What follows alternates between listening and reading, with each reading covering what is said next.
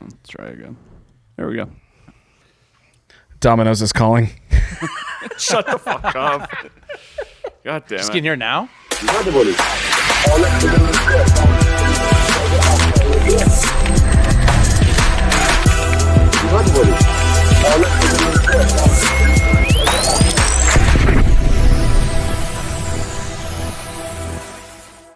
Hello, everybody, and welcome back to Human Reaction Podcast.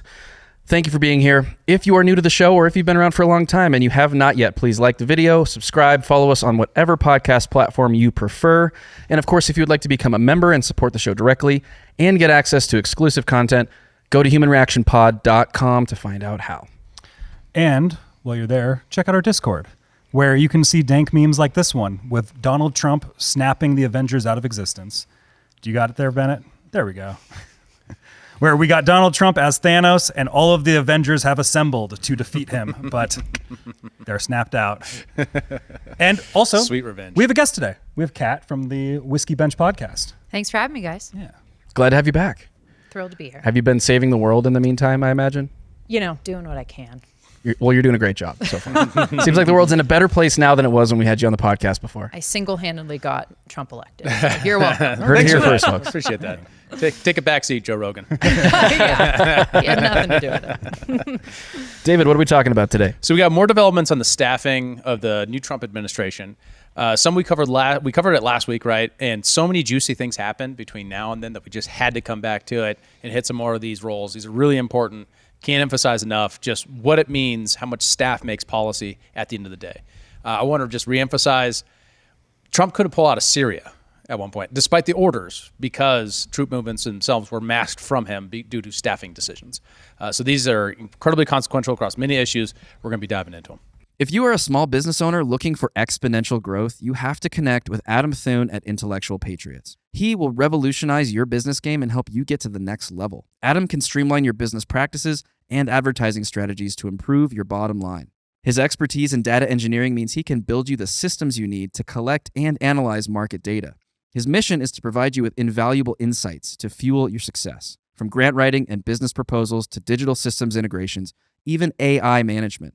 Intellectual Patriots is a one-stop shop for cutting-edge solutions. Don't wait another second. Visit intelpatriots.com to learn more. That's INTEL patriots.com. This episode is brought to you by Revved Up Promo, the official apparel partner of Human Reaction. Revved Up is a premier full-service shop specializing in laser engraving, screen printing, and embroidery. Not only are they now making all of our apparel right down the road from us, they can do the same for your brand and ship it to you anywhere in the world. Revved Up helps you navigate the extensive universe of merch options and uses state-of-the-art techniques to showcase your brand in its very best light. So if you want to support our show and our generous sponsor, you can now do so by buying our merch and by turning to Revved Up Promo for your own custom apparel needs. Reach them at revveduppromo.com. That's with 2 V's and 2 P's, or just check the show notes for a link. Right now, what we have here is, so we covered Mike Pompeo, and we were warning people against him. We were trying to warn the conservatives against him. And pretty much right after our podcast got published, we had Donald Trump truthing out, I will not be inviting former Ambassador Nikki Haley or former Secretary of State Mike Pompeo to join the Trump administration, which is currently in formation. I very much enjoyed and appreciated working with them previously and would like to thank them for their service to our country. Make America great again. It's kind of like very HR for Donald Trump. Super HR. Like human resources, what I mean. It's like that went through a process of like, it's best to do this like nicely. Yeah, it's not us HR. If it was us, he would have been like, you're gay. Just gay. Yeah, and we had some elite fallout from it, from online of people basically saying, Wall Street Journal covered it, for example. I forgot to present. I was going to do that. I have it up already. Oh, okay. Thanks, buddy. Can you actually see it, though? Oh, nice. There we go, Wall Street Journal. So this is a behind the Trump's Mike Pompeo ban. It's not behind it. It's actually a bunch of speculation. In fact, if you could say subtweet, they do subtweet Dave Smith in this. It is actually really funny how much like Bill Kristol was attacking Dave Smith. Everybody's calling him a Nazi on Twitter, apparently. And just because Don Jr. retweeted him saying that it's like great that we got rid of Mike Pompeo and we have to make sure no more neocons are in there. And Don Jr. quote tweeted it being like, yes, no new wars, no neocons or something like that. Yeah, And then you have all the neocons just being like, look at Don Jr. and his Nazi apologist ally. You're like, Jesus. Who they didn't name in this article, I might add. They're like didn't. They pulled a Ben Shapiro on it. They called him a MAGA acolyte. And I'm like, oh my God, if you actually even knew who Dave Smith was, you would know how completely untrue that is. I mean, he did endorse Trump this year, but calling him an acolyte is ridiculous, right? It's completely outside of any understanding about the thread. They don't link it, right? Which would be easy. Like if you're a journalist, don't you just link it? Be like, this tweet happened? You can go see for yourself what happened? They don't want to see anybody digging into this, right? They don't want to give it any more airtime than it's already getting, which is far more than they get as a legacy media outlet. What is crazy is the editorial board. This is written by the board, right? This is endorsed by the editorial team. Right, this should be the gold standard of journalistic practices, and they completely fail on every level. Now, this is part of the trend of the Wall Street Journal just becoming more hawkish lately, probably over the last decade. So it's just like an expression of that. I mean, it's a real shame, completely. And then CBS had also a reaction similar to this, and we got some video of the CBS freak out about it. On foreign policy, for example, you see names like Senator Bill Hagerty, Senator Marco Rubio, former Ambassador Rick Grenell, all people who identify with Trump's vision. But those who have had issues with Trump in the past about how he perceives foreign policy, like, for example, former Ambassador Nikki Haley or former Secretary Mike Pompeo, are now out of the process. And it's not because of any personal trouble with Trump, I'm told. It's because at the end of the day, Trump wants to make sure things are moving along smoothly on ideological and policy lines come January.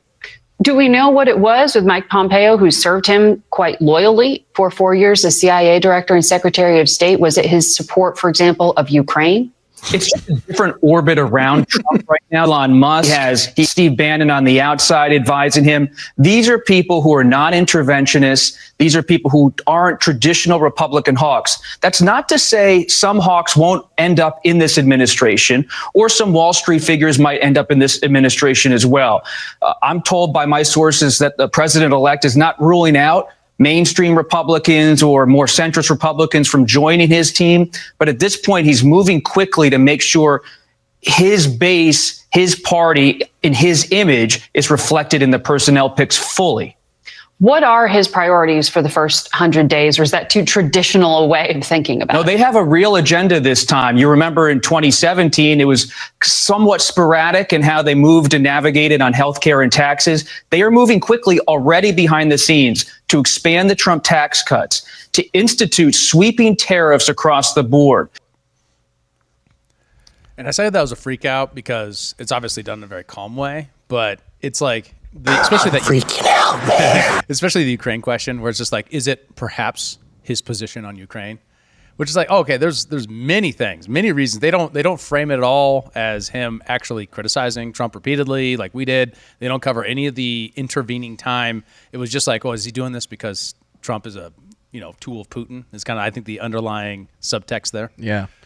Yeah, it definitely is. And I think I have it on pretty good authority. I heard earlier this week that it wasn't actually a policy decision to keep Nikki Haley out of the White House or the administration. It was her fashion choices. Now, I'm not going to tell you it was an anonymous source where I heard this, but I think it's very credible. Yeah. So we also have actually, and right now we still don't know who's in control of the House of Representatives. So it's still kind of a question, right? Like, how do you build a policy agenda if you don't know what your votes are in the House? You need the House. We're at a margin. Republicans are closer to it at 214. Democrats are at 204. But as of the recording, we still don't know in some pretty key states. Seems like the races that are close, the Republicans have more of them. I think it's about 8 remaining seats to the Democrats 6 or so. Some of those might have been decided since I looked at the map last. Republicans only need 5 at this point. They only need 5 more to win. Right. Yeah. But that doesn't mean that all the ones remaining won't go to Democrats. That said, we do have some pretty rural areas we're talking about here with some pretty good leads. For example, Washington District 4, 53-47. That's with 86% of the votes in. So, and then we have like Northern Maine. I don't know much about these districts, but it's very, very close there. I mean, we're sitting within less than 1%. Wow. 0.2% margin. What's going on in Arizona right now? Arizona has one district remaining, and it's District 6. And the Republicans up by 1%. So, And I think I hear only like 2 weeks left for them to finish counting their votes. Something like that. Yeah, it's crazy how long it's taken. I just can't believe. But I mean, some of these are long, probably because how close they are. There are rules often built into your electoral system saying the closer it is, the more recounts you have to do. So that could be it. All right. We also have a decision on chief of staff this week with Susie Wiles. Yeah, and she's just kind of old school, has been around the party since 1979. She worked on the Reagan campaign. She's been around for a long time. She's been a Trump loyalist from what it seems over the course of the time, so it doesn't seem like there's anything too crazy about the decision there. It was his campaign's chief of staff, Yeah. too. It's pretty normal to kind of keep that together because the shared vision, remembering, okay, what did we promise on the campaign trail? That's an important part of an official staff. And your chief of staff is really key to that. Which constituencies did you promise what to? And then executing on that, that's easy to get lost in the actual administration of an office or the presidency. So having that role there, that makes a lot of sense. Now, her other background is that she was a lobbyist, major lobbyist for Swisher, the tobacco company, which is interesting. Interesting. Mercury's, that's with Mercury Public Affairs. Also, Alibaba. Oh, interesting. That's interesting. Old Blue China Cross, connection. Blue Shield. I was seeing some conspiratorial tweets and graphics used to try to link her to all these things. Yeah. I was seeing that. And she was never a lobbyist. People from China, they love me. She was never a lobbyist for those specific companies, but they're part of the broader portfolio of the firm that she was with. Yeah, so how public affairs firm work is you hire a set of lobbyists. She was a partner in it too. She might not have been doing any direct lobbying, or maybe she did, and then she moved to a partner status. But she's a partner in this lobbying firm. That's a pretty common, if you focus on elections, what do you do when there's no elections going? You usually lobby, right? Because you have great relationships you build on the campaign trail. You then use that to, advocate for your clients. In this case, they would have a tobacco company, right? And then they have a non-compete, so they can't also do another tobacco company. Does that make sense? And then you want to diversify your portfolio so you have lots of different committees that you can specialize in and lots of different clients you can then service so that if one issue is major, you can make a lot of money in them. Maybe someone else's issue is lower at that point. You get a retainer, but you're not doing a lot of active lobbying for them. Pretty normal. Do you expect any of those prior relationships to come into play in this role? It's hard to say. I mean, chief of staff is more about executing the staff than it is a policy role. Although there's policy influence, Executing absolutely. them. Actually, administering. That She'll would be a better running word. the gallows. If anyone falls out of line this time, Susie's after Susie's you. going. We have a new UN ambassador that's also been proposed. This is Elsie Stefanik. Elise Stefanik. Elise. Yes. Elsie. Yeah. Close enough. Hooked on phonics. She's from the House Armed Services Committee and the House Permanent Select Intelligence Committee, which is interesting. I personally think this is Nikki Haley 2.0. But also, UN ambassador really doesn't matter that much. It's kind of a vanity position. Especially if we pull out of the UN, right? Yeah. That's on the table, isn't it? I'm just kidding. Well, It's not, but that I was wish. always Trump's defense of Nikki Haley for UN ambassador before was it was like I just gave her something. So, and we don't have to do the video, but she pretty much just copies all the standard New York Times justifications for Iraq or Ukraine. Has all the same opinions that are so predictable amongst the Republican hawk crowd that would be on the armed services and intelligence committees.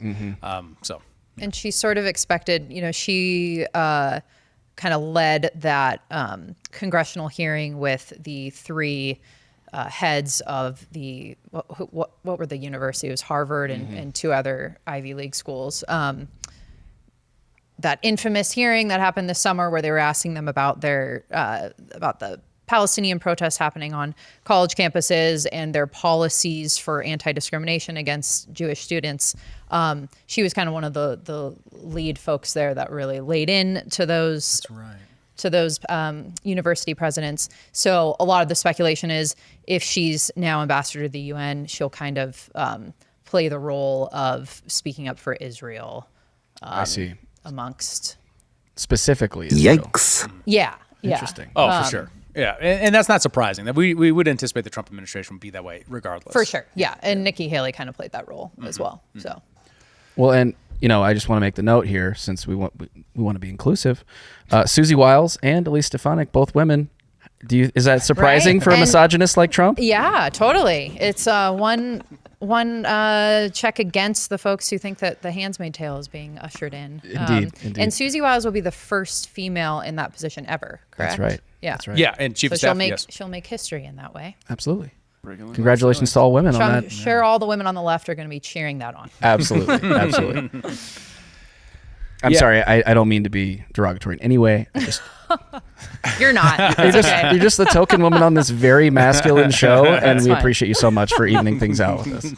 I wish you weren't a liar. Ouch, dude. Well, we don't have to make Kyle transition now, so that's nice. It was on the table. Breathing a sigh of relief as we speak.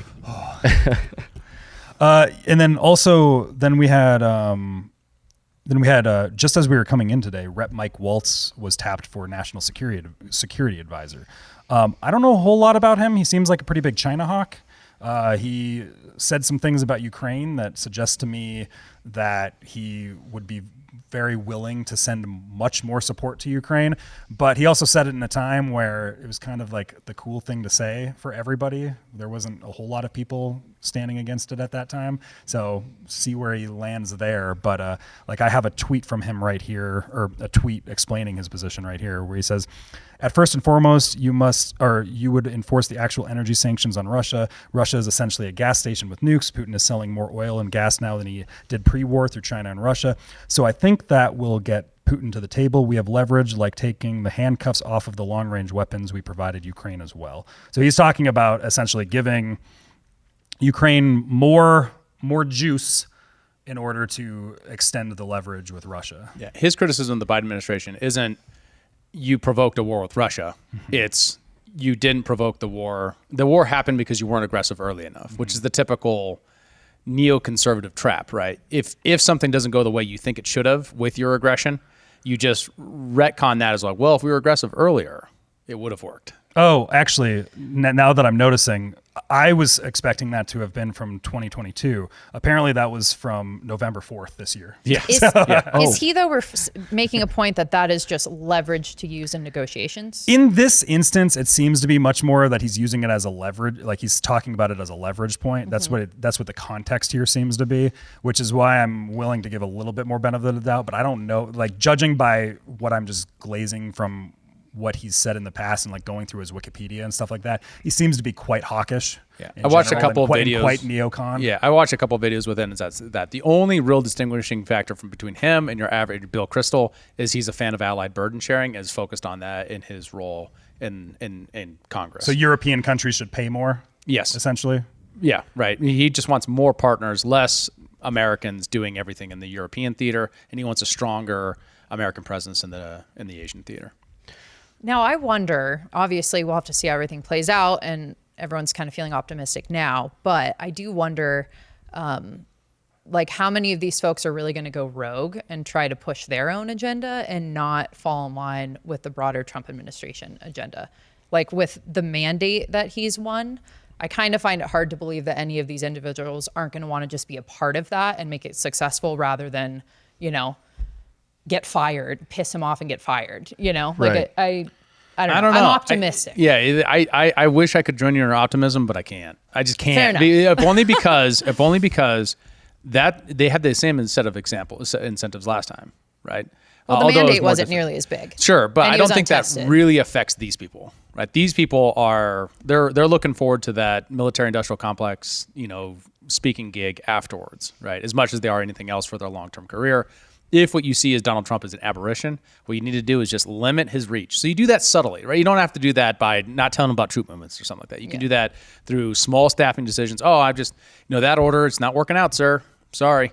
Like those sorts of things, you can create a bulwark around the Trump administration, isolate them, and keep them from being able to affect real change on scale. So And that's my fear. So with the awareness that the Trump campaign, the incoming administration has around these staffing issues, and obviously all the like public awareness around it and the pressure that comes from that, why would they be making appointments that might subject them to that kind of risk?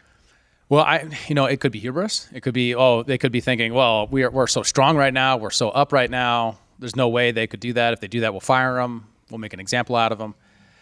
I don't know. To me, it's. I don't think I've heard a lot of stuff online about this that suggests that like there's just no one else, and that's just not true, right? There's gobs and gobs of people in the intelligentsia, in the media space, all across who have served, who are high level strategists who could definitely be serving in these roles. Yeah, and would make other mistakes, but wouldn't make the mistake of not being orientated correctly towards the fundamentals, right? Which you have to understand, the president is sitting at the top of a very large machine. So how much you can hide within that machine as it's moving is a lot. And you just can't underestimate that. And if they're actually trying to purge the deep state, like we're going to cover in the skiff, a lot of that can be undermined by who do you select for that staffing decision to purge out of the deep state. Well, and where I'm optimistic alongside Kat is, I would not be as optimistic if this was 2020 or even looking back in 2016. It seems like there's a lot of lessons that have been learned, and the types of people that have gathered around him is that there's a lot of useful people in this big tent that are pointing out who all the bad ones are. Like we kind of saw that with the Mike Pompeo thing. Mm-hmm. I think Trump was never really planning on using Mike Pompeo. I think he was just kind of using him as a tool during the election, and he was kind of hyping him up and all this stuff. And I don't think it was ever his intention to make him Secretary of State or anything, or like any of these roles. But I think it's very positive seeing kind of the energy that's formed amongst like the conservatives and the libertarians, and seeing that they're grabbing the attention of the Don Juniors and people like that, and the people that are close within that Trump camp. And that's where I'm like a little bit more optimistic than I otherwise would have been in previous terms. I think that there will be people that slip through the cracks, right? And I don't think you're going to find everybody. And like, I think that's just going to be the nature of it. There's going to be people that get fired because they're trying to do a bunch of shenanigans behind the scenes. That's all going to happen. Right. But it seems like there's a better head on the shoulders of Trump this time around than there was in the past. for sure. I guess one major question I have is the role that the Senate plays in the confirmation of these appointments. Obviously, Trump has to be considering that, right? Who is actually going to be confirmed? And I mean, I guess the other piece of that we don't know yet, but that is ongoing, is who's going to be the Senate Majority Leader, and what role that person will play in sort of steering the Senate either for Trump or against him potentially. What are your thoughts on that? Well, there's a leak this week about that, where the votes got released to the public. Supposedly, it's not exactly sure how or authenticated. At least one of the threads that were doing that had J.D. Vance as a vote, which doesn't make any sense because I'm not sure J.D. Vance would have that vote since he's not going to be going into the Senate, for example. But it does look like, Cornyn, Thune, and who am I forgetting? Smith. No, he might Smith. Before Scott. Yeah. Are some of these getting voted on before J.D. Vance is technically vice president? Don't they have to be? Well, that was the question I had. I'm not sure because it does make you have a caucus right now, like the Senate's picked, right? Yeah. So it seems like those people would be selecting who's the Senate leader. Right. So would an incoming senator like Tim Sheehy, for example, get to vote on this before he's? Yeah. And I noticed he was on that list. Mm-hmm. The hard part is because I went to email Daines and Sheehy about it and just make my voice heard, right? And he wasn't. There's no Senate contact page for him yet. Yeah, so it doesn't get set up till January. So you have to contact him through his campaign? Like that seems a little weird. No, there should be a campaign. There is, yeah. Yeah, or email or whatever. Mm-hmm. Yeah, and those are taken. Like I actually did this job when transitioning from 2012 to 2013. You basically take everybody you can. You try to fill those out on the campaign side as much as you can, and then once the official side's launched up, you get redirected over to the official side for those kind of questions. Gotcha. Yep. So if people have an opinion on this, they should be doing that. They should be reaching out to their senators to say, hey, you should support this guy, not these two. Yep. And Rick Scott is the one that is generally seen to be the pro-Trump guy of the three. Yeah. How this is being assessed, I'm not so sure about, to be honest with you. I mean, Rick Scott is not great on some things, although he's more conservative than a lot of the opponents. John Cornyn, he's got an F Liberty score, and I don't know about the rankings of that, but it's not great. We have this great tweet about him, and this will really get you a sense of who he is, as his tweet of a Wall Street Journal article he wrote about Julian Assange, where he basically says he's not a publisher, he's a foreign intelligence service non-state actor. Wow. So even though he belongs to no state, he has no army, he has no way to harm the United States. All he has is a website he's running in the service of journalism. It doesn't count because the Department of the Defense has just decided that he's a non-state actor terrorist. Because he's a threat. Yeah. Because he exposed illegal things the government was doing. Right. Yeah. How dare you? That gets you, I think, everything you needed about John Cornyn. And then Thune is the other one who seems to be the front runner, and I don't know. He's not super Trump. We do have one tweet from October 8th, 2016. Quote, Donald Trump should withdraw and Mike Pence should be our nominee effective immediately. So it would be really hard for me as a member of the Trump transition team to look at that record and go, yeah, that's our guy. Yeah. And of course, if they're going to throw their support behind, it's not their decision, it's the Senate's decision. So, I mean, I guess to what degree does the Trump administration have to be playing ball right now with those members of the Senate to get their guy through? Is it even possible? It seems like Rick Scott is, so far, at least in that leaked vote, not favored. He's got 11 votes to 18 and 24 or something like that. Well, and coming up to this, in the last year, it's always been assumed that it was going to be Thune. That's what all the articles were always saying. It was always if the Republicans get the House or get the Senate by just a few senators, it would be Thune. And if it became a lot more Trump loyalists in there, and it was a much more overwhelming victory, then it was probably going to be Steve Daines, our senator. That was always kind of what the discussions were being had around that. But now it seems like it's probably just Thune. Yeah, and it's hard to underweigh what seniority means in the Senate. And Thune's been on for a very long time. Yeah. So that's one of the reasons. And he's the most established actor, right? He knows all the right people. He's been to all the cocktail parties, right? So those sorts of political considerations are a big deal in the Senate, and it's typically more sheltered from public scrutiny. I mean, I've never seen a leaked Senate vote before, but also what's-his-face has been in since I was a child, so... Mitch McConnell. Yeah, Mitch McConnell. Right. Those kind of caucus votes are very secretive. There's a big deal that it got leaked. That's a very unique situation we're in. Interesting. Yeah. Well, obviously a bit of a war going on between the America First contingent and the sort of establishment Republicans, and I'm sure that you have probably some staffer or somebody involved in that who has kind of a bone to pick with the process and wants to make sure it goes their way. Mm-hmm. Putting that out for the public to consume, to be a part of this conversation, so that we're not just put into this situation again where we think we have a real shot at some substantive changes, and then the Senate Majority Leader is able to just come in and thwart pretty much all of them. And that was the interesting dynamic of the Wall Street Journal article we reviewed, is that they're coping with the fact that they're losing their ability to affect what's going on in the administration. So does this outside pressure work? Well, it seems kind of like it did. Or maybe Trump never had the intention in the first place, and it was actually just a flush campaign. Who do you get to come out in favor of Mike Pompeo so not to trust them? If that's... That is a thing, because a lot of people have been pointing that out, is that you had a bunch of the more neoconservative political commentary at Ben Shapiro and the like, tweeting out that I have it confirmed that it's going to be Mike Pompeo. Mm-hmm. And then it was a day later that Trump tweeted out, nope, it's not Mike Pompeo, right? So that could be exposing the leaks in the ship type of thing. Mm-hmm. Yeah. Mm-hmm. Senator Kennedy, too, was doing I forget which news program he was on. It must have just been today, I suppose, after that document was leaked, claiming that was not real. Oh, okay. Yeah. And I saw it on social media, and all the comments were like, bullshit, it is real. So people are, debating it. But You're full of shit today. Yeah. You mean the government might lie to us? Right. Is that what you're telling me? Yeah. He was like, if you believe this is real, then you believe Elvis is alive. Okay. Classic Ted Kennedy. The best senator. We do Not have in votes, but in humor. Quite. Definitely the best.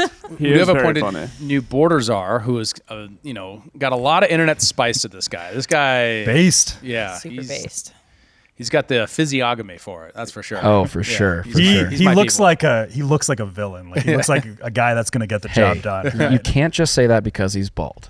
Okay, that's not fair. Remember when there weren't so many Mexicans?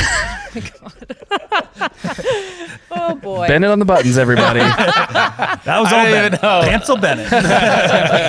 That's me disavowing any attachment to that statement. Hashtag cancel Bennett.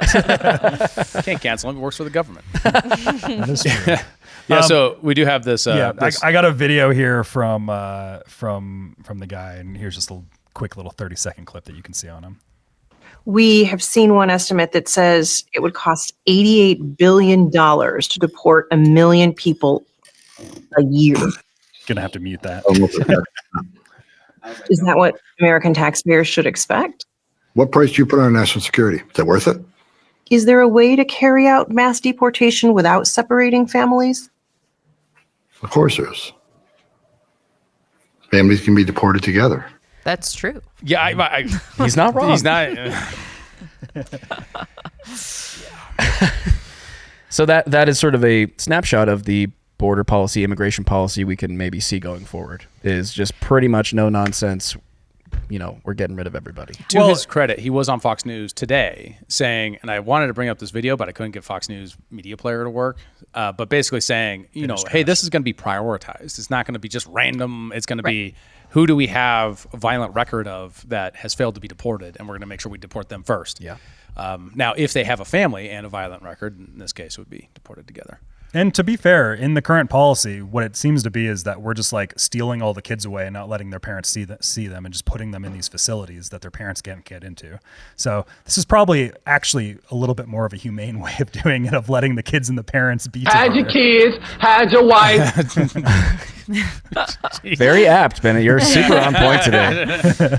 I mean, when you say we are doing that, I mean the government. Do you really mean the government? Because what I and understand, the NGOs that are leading the charge, but they're getting government contracts, right? So you're saying if someone comes over the border claiming asylum or something like that illegally, when they're caught, they're separated from their kids are put in one facility, and the parents are kind of out in the public. Yeah, I mean, in James O'Keefe's documentary "Line in the Sand," he showcased that. I pretty think clearly. we have to point out here though that these aren't necessarily all families coming over the border together and they're being separated. There are like truckloads of kids coming across, like 11 kids to one shady sponsor, quote unquote, who's probably like a jackal or a member of the coyote. Thank you, whatever the animal is. He's a jackal too. Slightly different. There's also jackals, but a member of the cartel, probably, right? Who are It's a just dingo. smuggling kids into the country. Yeah. And They then use the children as a way, as like cover. At least that's what it seems to be one operation. There probably is just straight human trafficking involving children as well. But we do know that the drug mules use children as cover to get across the border. And they're not actually their biological children, and they're not taking good care of them. So I do feel like that's such a false argument from the left, meant to then send you down this rabbit hole of defending locking kids in cages, quote unquote, when really what we're talking about is deporting criminal cartel gang members that are wreaking havoc in our cities. And I really appreciate that Homan has like zero tolerance for that and just keeps the conversation moving. The question is, what do you do with the children who are unaccompanied? Right. Well, there's 300,000 in the country right now that we don't that are unaccounted for. Right. And putting them back into Mexico. Yeah. What happens to them then? Sure. Right? And that's This is the where everything gets steelman messy. of the compassion case, right? Is what well, do you do? are they better off being, alone and uncared for and, at the mercy of criminals in the US or in another country? Maybe they're better off. They probably are better off here. But I mean, it really depends on like what happens to them, right? I mean, do they stay in these places? I mean, that's the problem, is like without any sort of accountability or documentation of where these kids are, where they're going, who their parents are, like they could be whisked away into the global human trafficking network and we would have no idea. And we don't have any idea. I mean, like I think 80,000 kids went missing last year. Like that's a lot. Yikes. That's a lot. And we should not be, the governments should certainly not be sponsoring that. And obviously, we'd have no insight into what these NGOs are doing. Of course, they come out with a lot of these, people taking $500,000 salaries for it, though. Yeah, and they're saying it's all humanitarian efforts and stuff like that. They're all the best intentions, but are they really? I don't think so. I don't think, and I want to be clear about this, the Trump policy is not to empty out the existing facilities that have unaccompanied minors in them and just put them in Mexico. I'm pretty confident that's not it. In fact, those facilities were built by the Obama administration specifically to handle that problem. Now, what do you do about that? That's a pickle. What we do know is that the Trump policy is close down the border and then start enforcing the policies around finding people who are violent criminals who are here illegally and deporting them. At least that, and then you can go down the line of, okay, you're here, you're unviolent, but you overstayed your visa, you got to go home now. Right. How do you guys feel about, and this is a question for a bunch of libertarians, really. How do you guys feel about what the policy seems to be is working with Mexico to go to war with the cartels? Well, I think to a great degree, yeah. But that's no, a complicated. but what is the feeling of that from a bunch of libertarians? Is kind of what I'm wondering. I mean, of like that policy. I think. From a non-aggression standpoint, you mean? I just mean like, because I think a bunch of libertarians would probably look at that and say we shouldn't do that. And I'm wondering if that is the correct libertarian take. That seems like a potential quagmire, right? I think the priority should be to secure our actual border and use military to secure it if that's necessary. And then go after we know that there are like Tren de Agua. That's not, what's Tren de Agua. Yeah. Right? Yeah. The ones that took over words. I had the best words. the guys that took over the apartment buildings in Aurora. Yes, and they're a known Venezuelan gang, and they're operating throughout Texas, throughout Colorado, throughout New York, and like several other states. Like, I think when he's talking about prioritizing deportations, that's like top of the list. Absolutely. And that's going to take time and it's going to take resources. So I think we've got a long ways to go before we're figuring out what to do with, the family that's been here for 15 years and are here illegally. Like they probably aren't ever going to be touched. Let's be real. Like this is going to be a messy process. It's going to be litigated.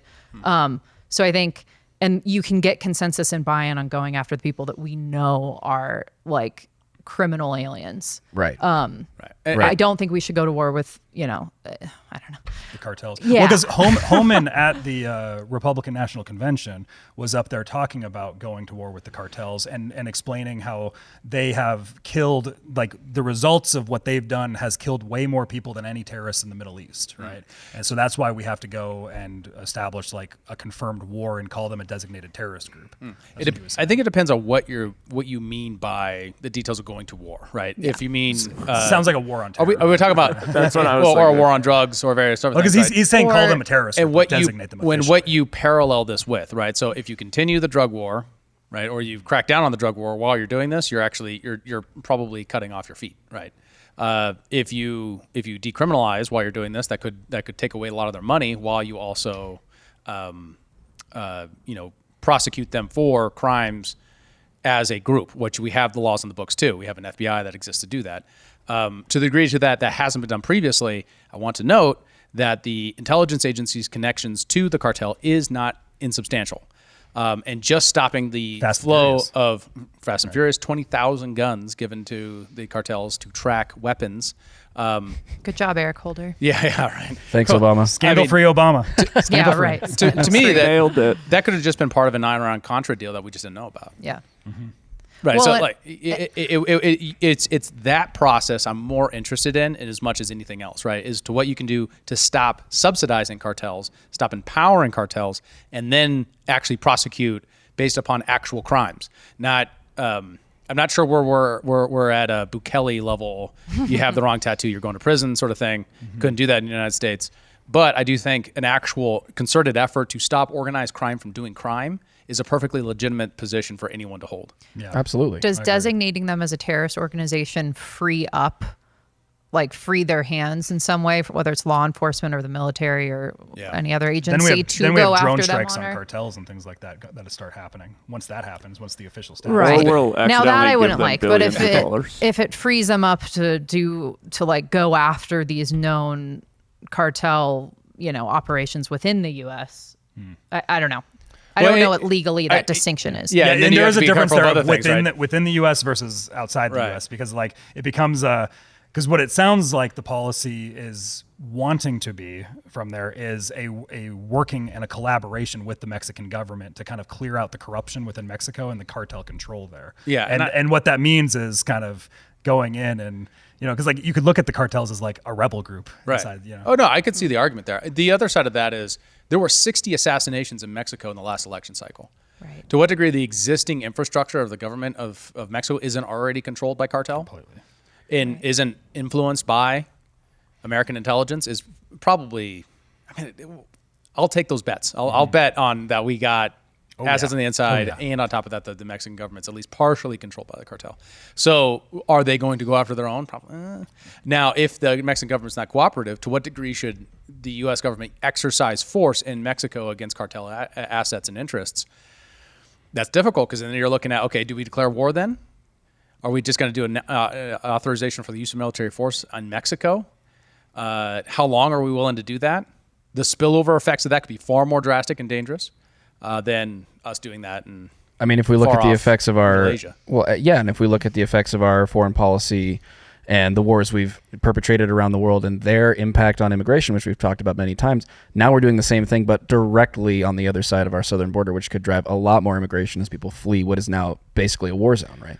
But there could be an argument, too, of trying to make Mexico more prosperous in a non-cartel driven way, right? If you can clean up the corruption and get rid of the heads of the snake of all the different cartels to the point where they're not having massive influence over the Mexican government, and then they can start to actually move into a direction where there's a little bit more prosperity happening there for the people.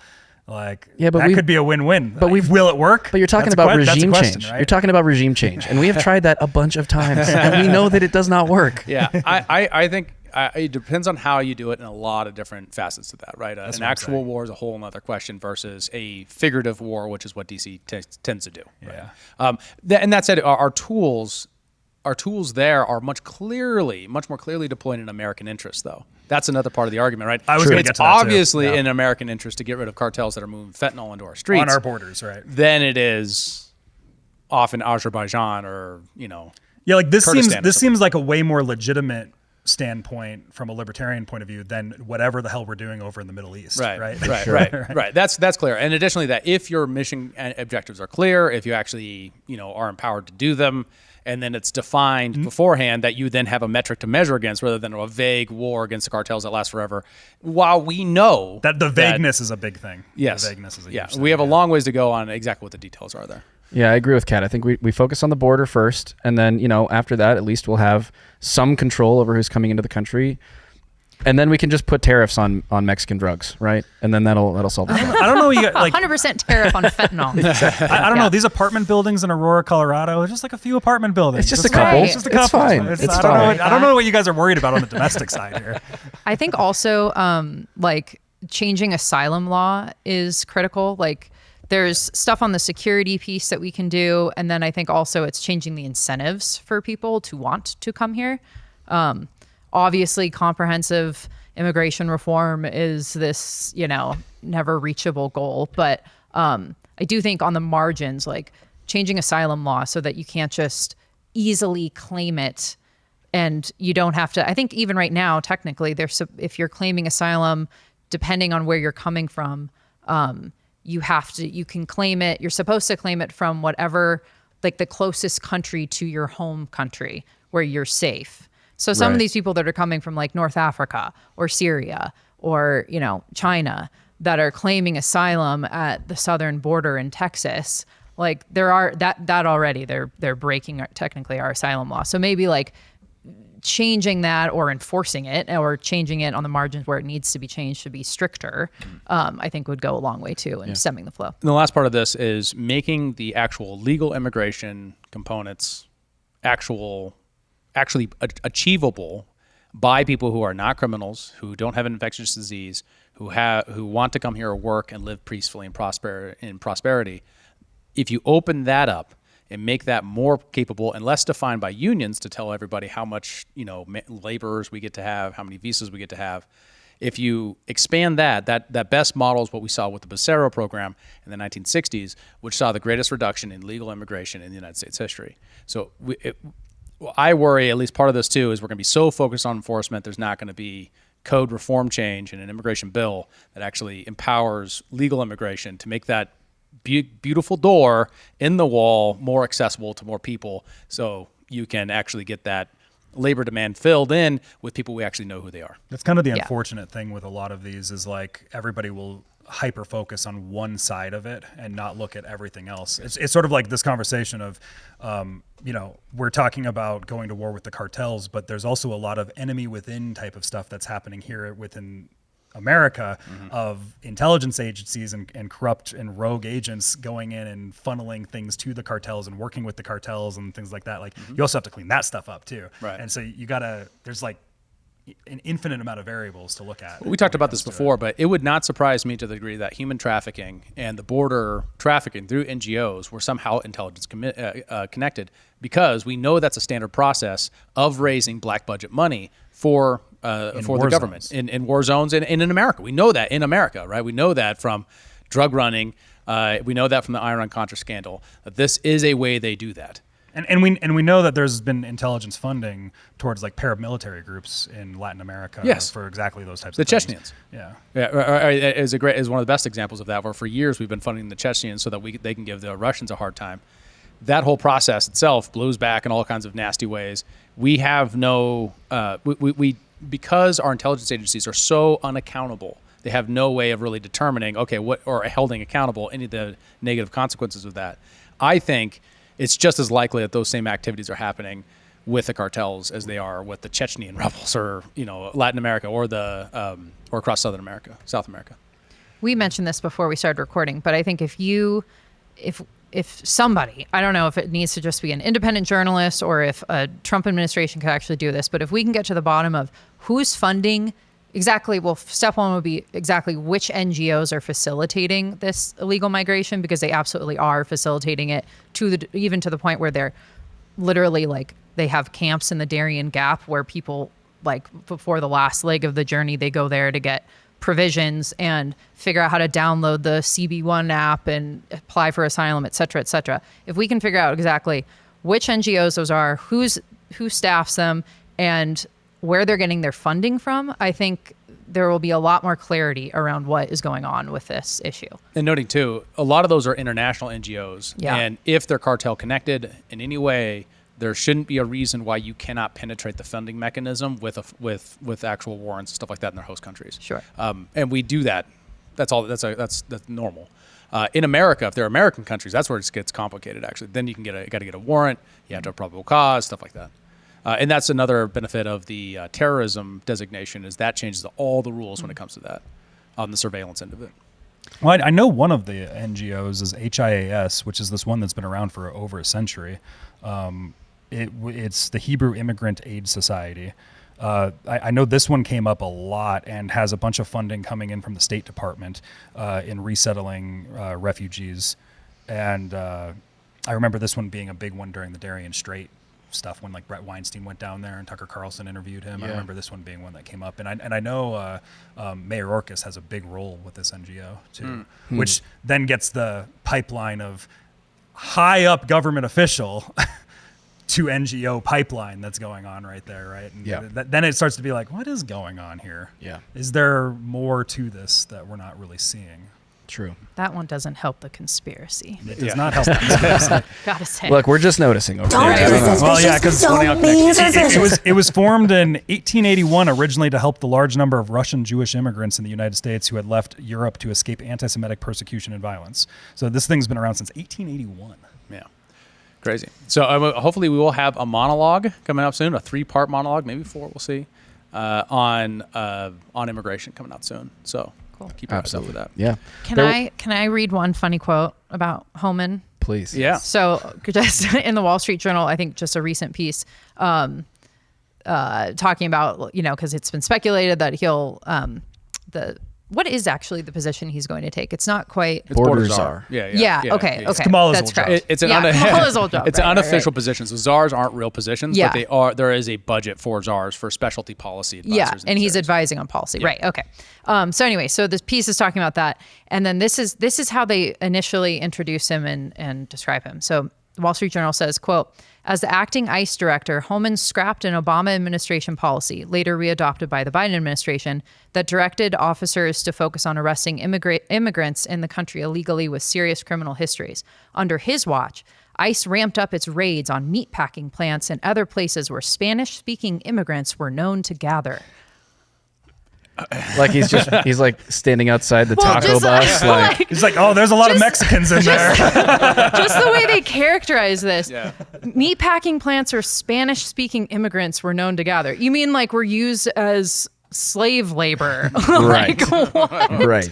It's just the way that you can't hate the corporate press enough. The lengths they go to mischaracterize. This is becoming a real motto of this show. Yeah, you it's don't a good motto. hate the It should be a motto for everyone. It totally. should. All right, guys. Well, we went a little bit over time, but no, we're still fine. working on the new format. And there's another appointment we didn't get to, which is Stephen Miller was chosen for Deputy Chief of Staff for Policy. This was like just today, so very fresh. What do we know about this guy yet before we wrap up? Trump loyalist, like hardcore Trump loyalist. He pretty much echoes all of the main America First points. He was in the he's- first administration, wasn't he? Yeah, he Yeah. was a campaign like speechwriter or something. I can't remember what Speechwriter. it was. That's right, yeah. But the Southern Poverty Law Center says he's a racist, white nationalist, all that stuff. So I believe he was also the he's founder probably of, okay. He's probably really rational and think not he- those things. He also founded America First Law as well. I was surfing his Twitter earlier today, but more will come, I'm sure, digging into his past as the Legacy Press gets time to, dig up the dirt and give us some really juicy quotes like that one. That was great. Well, we still got more to go on the staffing. We still got to get Secretary of Defense, Secretary of State. There's a lot of big ones, though, so I'm sure we're going to come back around to this issue. Curious to see if somebody Future like weeks. Tulsi fills a role. Like, I was just gonna say we have yet to see like the big four, people that joined forces with Trump to be, allocated positions. I do have a funny thing, and maybe we can close out with this. I do have a funny Chad RFK thing that I came across on Twitter today. He pulling this up, Bennett, for you. It's loading. I don't see a difference. So What are we talking breaking, about here? but That breaking, seems like RFK but there's to a me. reason I for the don't- Chad face. I'm sorry, audio only. You're not getting to see the glory that is Chad RFK. But Robert F. Kennedy Jr. says the Trump administration will change the personnel of public health agencies on day one, and if we can't fire them, in quotes, we can ship them to a new HHS office in Guam. I don't know, but that sounds like kind of a nice post, right? Tropical country, some beaches. So we will helicopter them over.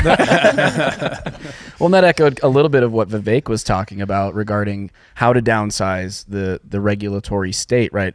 There's no reason that, say, the Department of Agriculture should have an office in D.C. It should be in the Plains states where agriculture is prevalent.